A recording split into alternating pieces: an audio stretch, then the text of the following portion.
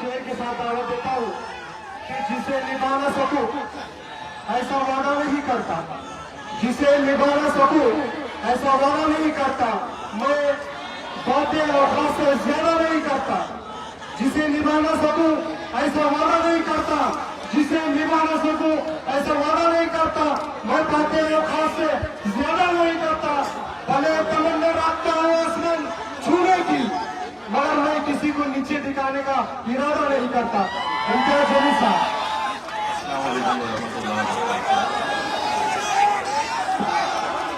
तमाम मौजूद उलमाए किराम,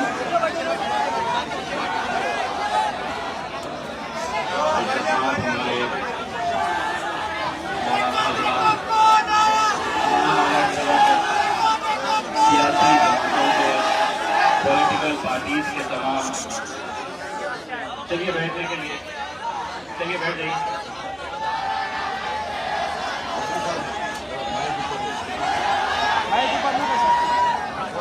मैं यहाँ पर एक बात सबसे पहले वाज़ेह कर दूं कि मैं यहाँ पर मजलिस इत्तेहादुल मुस्लिमीन का ना तो माजी खासदार, ना ही महाराष्ट्र के मजलिस इत्तेहादुल मुस्लिमीन के सदर की हैसियत से यहाँ पर आया हूँ। मैं आपके बीच बहैसियत मुसलमान यहाँ पर आया हूँ।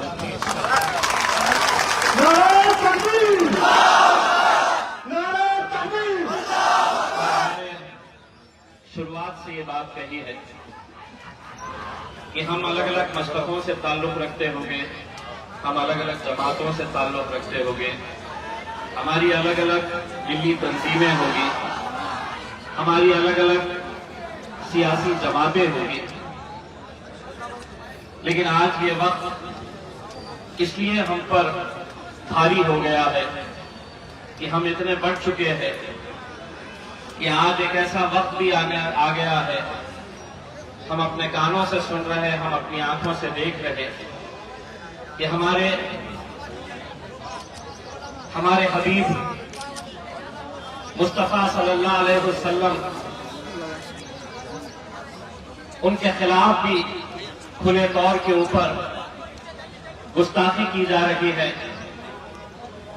और हमने अपने एहतजाज को क्या समझा है, तो हमने अपने एहतजाज को ये समझा है कि हमारी सियासी मिल्ली तंजीमें कभी कलेक्टर के पास जाएंगे, कभी कमिश्नर के पास जाएंगे, किसी तहसीलदार के पास 10, 12, 15 लोग जाएंगे, एक मेमोरेंडम देते हुए तस्वीरें खिंचाएंगे, यूट्यूब वालों को बाइट देंगे, सोशल मीडिया के ऊपर अपनी नाराजगी जताएंगे और खत्म। नतीजा ये हो रहा है कि हुकूमत इजाजत दे रही है, हुकूमत तायीद कर रही है। जब किसी सूबे का मुख्यमंत्री, जो मेरा भी मुख्यमंत्री है,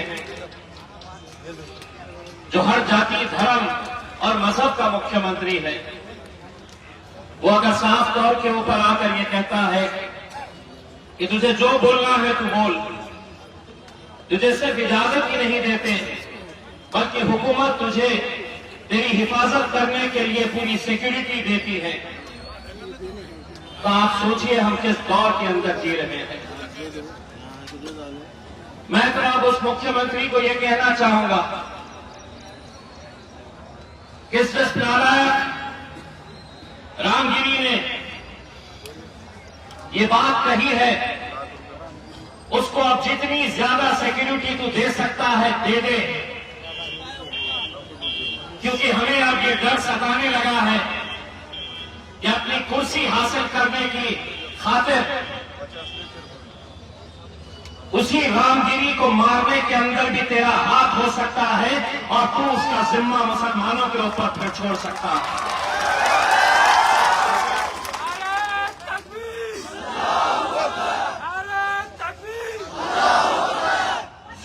सिक्योरिटी दे दे। और उस रामगिरी को मैं ये कहना चाहता हूं, हरामगिरी साहब, हरामगिरी, तुझे खतरा मुसलमानों से नहीं है, तुझे खतरा तेरे अपने लोगों से है क्योंकि उन्होंने अपनी कुर्सी हासिल करने के लिए ये सारा खेल रचा है। इसके बाद क्या हो रहा, मस्जिद में घुस के चुन चुन कर मारेंगे। इस तरह के बयान खुलेआम दिए जा रहे हैं। तो मैं उसी हुकूमत से ये कहना चाह रहा हूं, उनसे ये सवाल करना चाह रहा हूं, अगर कानून उसके लिए एक है तो वही कानून मेरे लिए भी है। अगर वो इस तरह की जबान इस्तेमाल कर सकता है तो अल्हम्दुलिल्लाह, मैं तो असद साहब का चेला हूं। मैंने अकबर साहब को सुनकर यहां तक पहुंचा हूं। अगर जबान की बात आई तो फिर हमारी जबान भी खुलेगी। हम भी कोई गूंगे, मुक्के और बहरे नहीं हैं। मुझसे कहा गया यही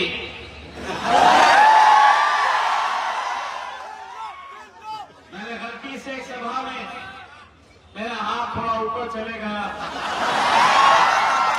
तो पब्लिक ने बोला तो और छोटा करो। उसके भाई ने कहा कौन इम्तियाज जलील, उसने सवाल किया कौन इम्तियाज जलील, तो महाराष्ट्र की सड़कों के ऊपर देख, तेरे बाप को भी दिखा, तेरे भाई को भी दिखा।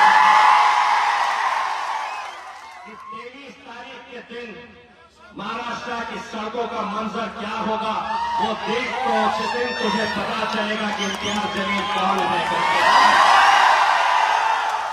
हम वो सियासी, हम वो जमातों से ताल्लुक नहीं रखते हैं जो इतना होने के बावजूद भी अपने नेताओं की गुलामी कर रहे हैं। ठोकर मारते हैं हम ऐसी सियासत को। अगर जब वक्त आया कि हमारे हुजूर सल्लल्लाहु अलैहि वसल्लम को चुनना है या ऐसी सियासत को चुनना है तो 1000 बार ठोकर मारेंगे हम ऐसी सियासत को, लेकिन हमारे नबी की शान के अंदर गुस्ताखी हम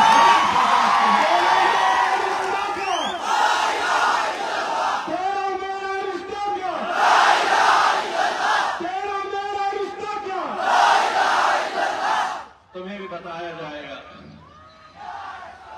परमिशन मिलेगी क्या, जाने देंगे क्या, यहीं पे गाड़ियां रोक लेंगे? इससे पहले भी मैंने तिरंगा रैली ले जा चुका हूं। भीड़ के बहुत सारे नौजवान बुजुर्ग मेरे साथ उस वक्त मौजूद थे। हर तालुके पे, हर जिले के हेडक्वार्टर के ऊपर पुलिसों की फौज लगाई जाती थी, बैरिकेड्स लगाकर रोका जाता था। मैं गाड़ी में से उतरता था, उस कमिश्नर को, एसपी को साइड में ले जाता था।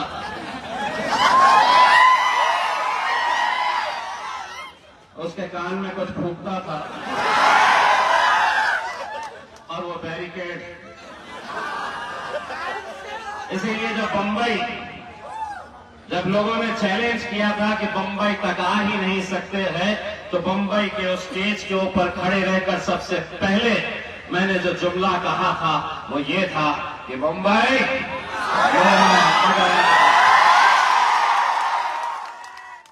महाराष्ट्र के तारीख के अंदर साल भाई अल्हम्दुलिल्लाह ये पहली बार हुआ था कि एक मुसलमान लीडर के लिए मुंबई की सड़कों को बंद करना पड़ा था।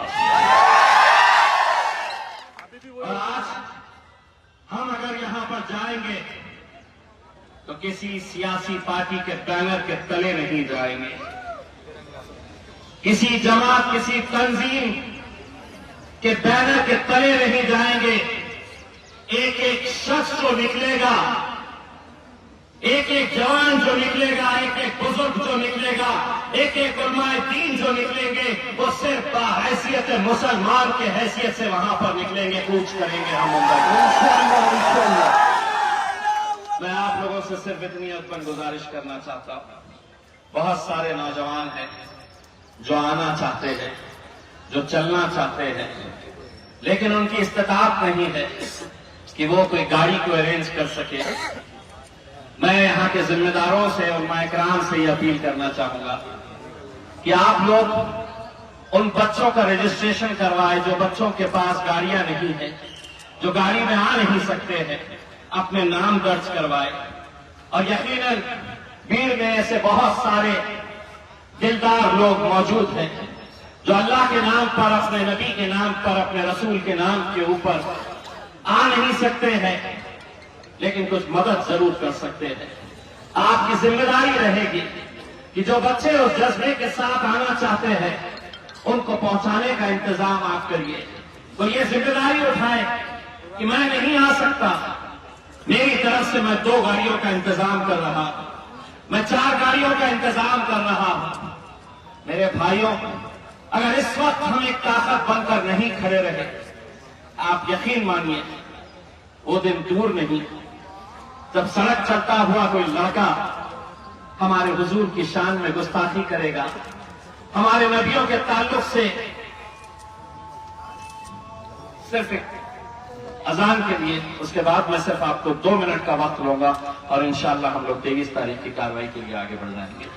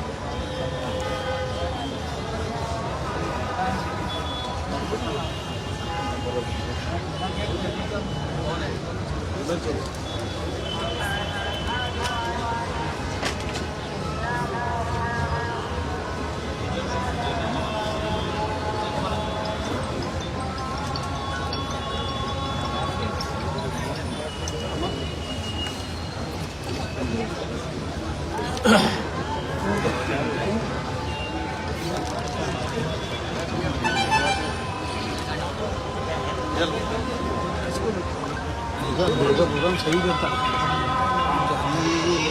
लोगों को जानना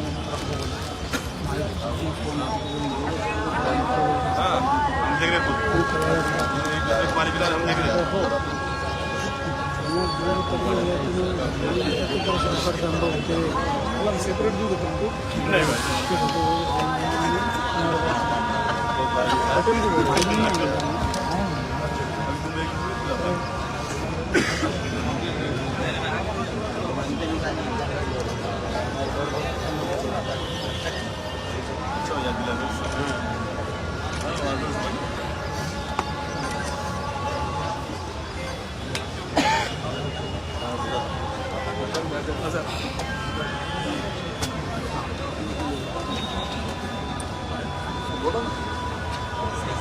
बात करो।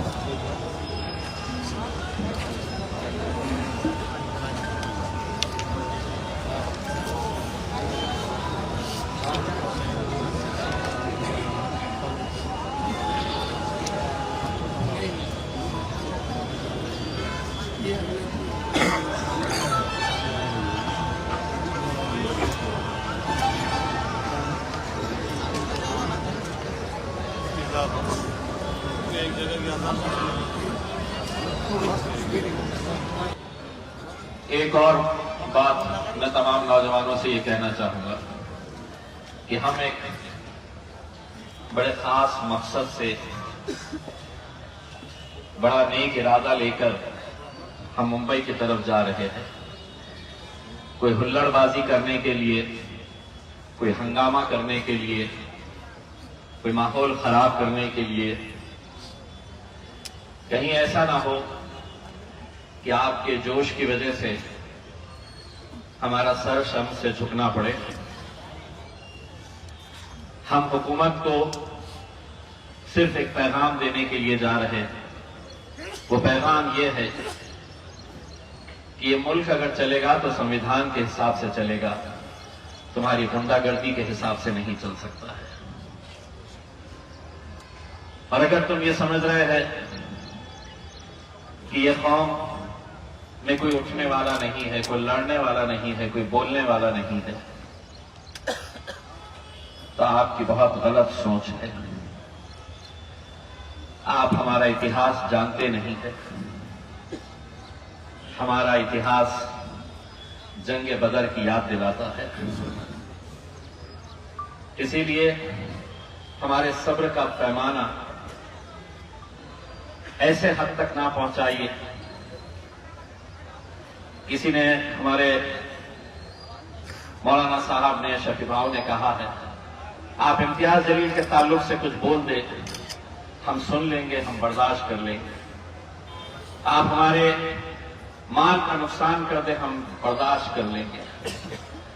लेकिन खुले तौर पर हमारे मजहब पर उंगलियां उठाई जाएगी और इंसानियत का पैगाम अगर किसी पैगंबर ने दिया है तो वो मेरे आका मुस्तफा मोहम्मद सल्लल्लाहु अलैहि वसल्लम ने दिया है। मेरे भाइयों, हम ये नहीं कह रहे हैं कि इस आंदोलन में सिर्फ मुसलमान ही क्यों आए, क्यों दूसरे कौम के वो लोग जो इंसानियत से मोहब्बत करते हैं, जो इस मुल्क से मोहब्बत करते हैं, जो अमन और भाईचारगी चाहते हैं, वो क्यों नहीं आवाज उठा रहे, वो क्यों नहीं बोल रहे हैं। आज हालात क्या हो गए, आप क्या खाएंगे?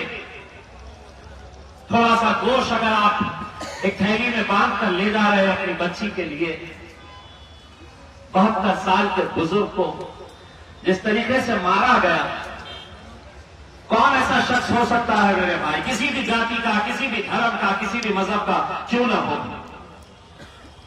ऐसी कौन सी उन्हें सीख दी जा रही है कि जिन्हें यह बताया जा रहा है कि ये तुम्हारा बाप की उम्र का है, ये तुम्हारे दादा की उम्र का है, तुम्हारे नाना की उम्र का है।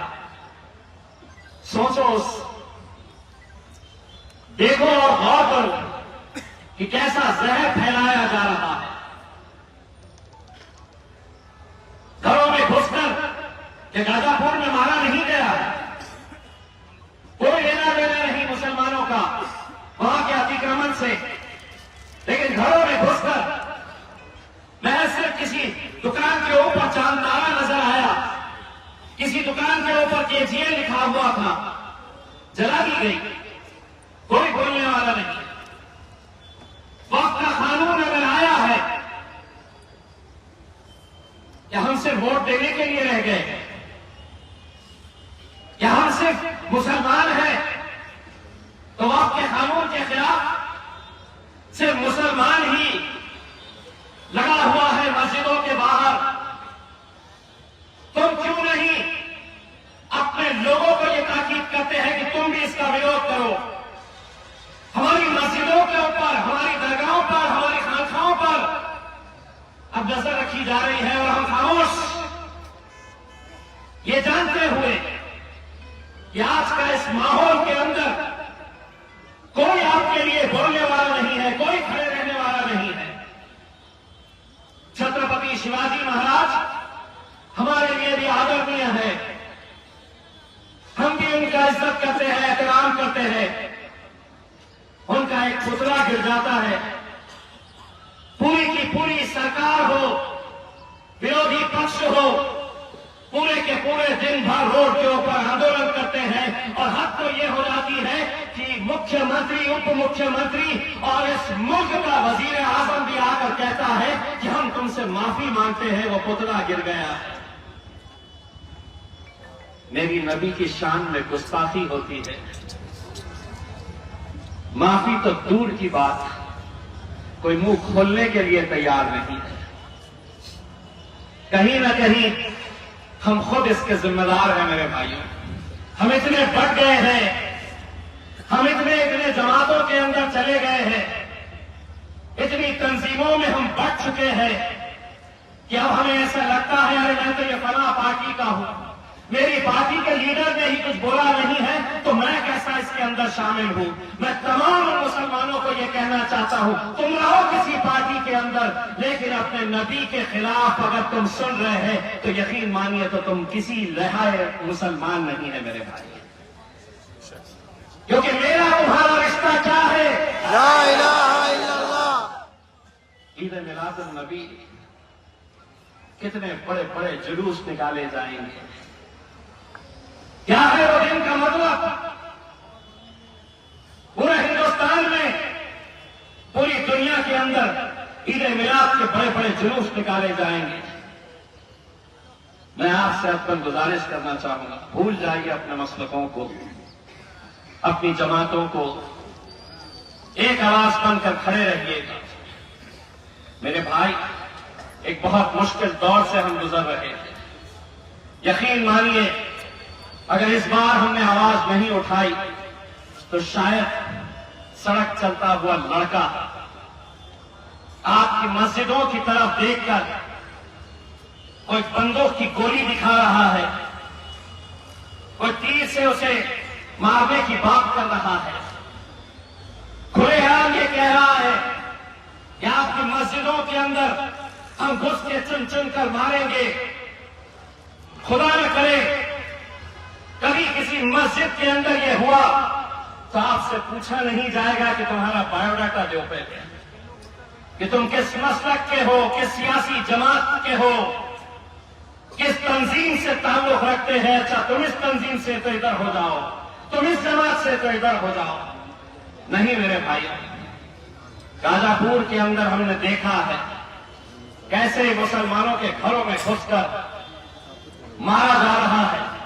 हम कुछ नहीं कर रहे, हम हुकूमत को सिर्फ एक पैगाम देने के लिए, अपने सरों का समंदर दिखाने के लिए, हम ये बताने के लिए कि हम दोबारा अगर ऐसी कोई हरकत कोई करता है, दोबारा अगर कोई करता है। मुख्यमंत्री साहब ने ये कहा कि कोई उस रामगिरी के बाल को भी धक्का नहीं लगा सकता है। बोलो तुम जो बोलना है, अगर बोलने के बाद रामगिरी अगर तुझमें हिम्मत थी तो हमारे सामने आता, हम मुख्यमंत्री को कहते कि इसका एक एक बाल कैसा नोचा जाता है ये हम बता दे तुझे। इस हद तक हम आ चुके हैं मेरे भाई कि आज मुख्यमंत्री, उनके आमदार, उनके खासदार खुलेआम ये बात कह रहे हैं और हम अपनी नाराजगी सिर्फ अपने अपने शहरों तक महदूद करके रखे हुए हैं। मैं आज सिर्फ आपको आज की इस महफिल के जरिए ये बताने के लिए आया हूं, बस खुदा का भरोसा है मुझको और मुझे किसी की जरूरत नहीं है। बस खुदा का भरोसा है मुझको और किसी की जरूरत नहीं। उसके सजदों से जो मुझे रोके ऐसी हुकूमत की कोई जरूरत नहीं है। यही पैगाम हम यहां से देंगे। मैं तमाम उलमाए कराम से यह अक्कन गुजारिश करना चाहूंगा कि इसका नेतृत्व, इसकी रहनुमाई आप लोग इसे लीड करिएगा। आपका हुक्म सर आंखों पर रहेगा। आप जो हुक्म करेंगे उस हुक्म की ताबीर होगी और आप रहेंगे तो यकीनन नौजवानों का जोश को भी कंट्रोल करने में यकीनन हमें मदद मिलेगी। इसीलिए जो आ सकते हैं जरूर आए, जो नहीं आ सकते हैं, जिनके पास इतना पैसा अल्लाह ने दिया है, ये अल्लाह की राह में लगाइए, गाड़ियां करवाइए। किसी के पास नहीं है, एक बड़ी गाड़ी करवा के वो बच्चे जो आना चाहते हैं, जिनके अंदर अपने नबी के लिए मोहब्बत है। दोस्तों, जितने लोग आएंगे उतना बड़ा पैगाम सरकार के पास पहुंचने वाला है। और ये आज बात पहुंचने वाली है। आज कोई नहीं बोल रहा है, मैंने जब बोला है तो मुझे भी इस बात का एहसास हुआ है कि मेरा दर्द तू नहीं समझेगा तो फिर समझेगा कौन?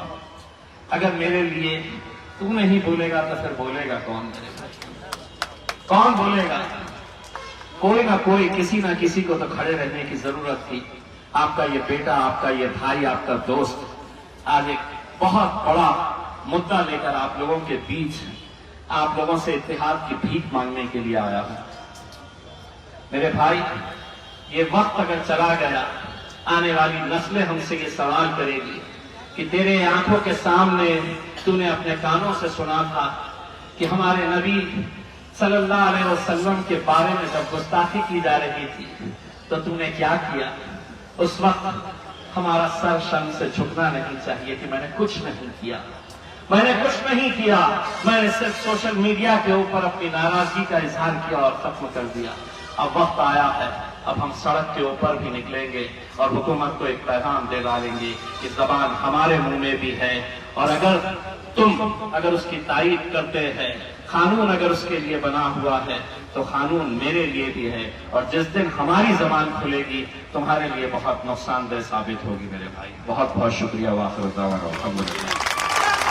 अभी जो सब खामोश हैं, बैठे हैं, संविधान जो से दिया जाएगा। संविधान के बाद बस इन सारी बातों का निचोड़ एक ही बात के ऊपर है। मेरी आवाज के साथ आवाज लगाइएगा, तेरा मेरा रिश्ता क्या?